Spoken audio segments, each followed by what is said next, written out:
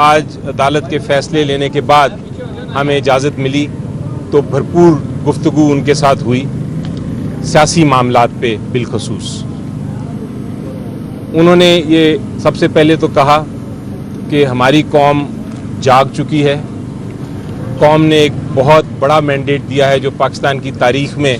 ایسا مینڈیٹ نہیں تھا، اور اس مینڈیٹ کی حفاظت کرنا اور اس کو آگے لے کے جانا، جمہوریت کو اور مضبوط کرنا اب ہمارا فرض ہے۔ اس کے لیے انہوں نے ہدایت کی ہے کہ جو دو بڑی جماعتیں پی ایم ایل این اور پیپلز پارٹی ہے اور ایم کیو ایم ہے، ان کے علاوہ آپ باقی ساری جو جماعتیں ہیں پاکستان کی جو جمہوریت میں یقین رکھتی ہیں،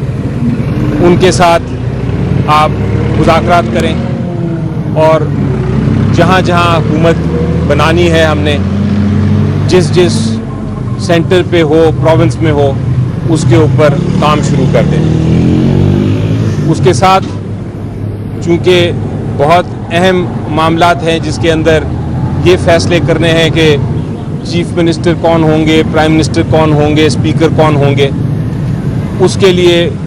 انہوں نے کہا ہے، عمران خان صاحب نے کچھ نام تجویز بھی کیے ہیں،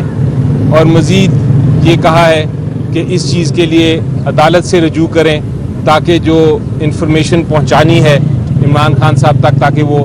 اپنے فیصلے کر سکیں ایویڈنس کے ساتھ، ثبوت کے ساتھ، ڈاکیومنٹس کے ساتھ، ان معاملات پہ وہ ان تک پہنچائے جا سکیں۔ تو یہ ایک دوسرا بہت اہم جو فیصلہ تھا انہوں نے کیا۔ اس کے علاوہ فی الحال کے لیے جو کن جماعتوں کے ساتھ مشاورت کرنی ہے الائنس کی، وہ بھی انہوں نے ہمیں بتا دی ہیں، اور آپ کو جلد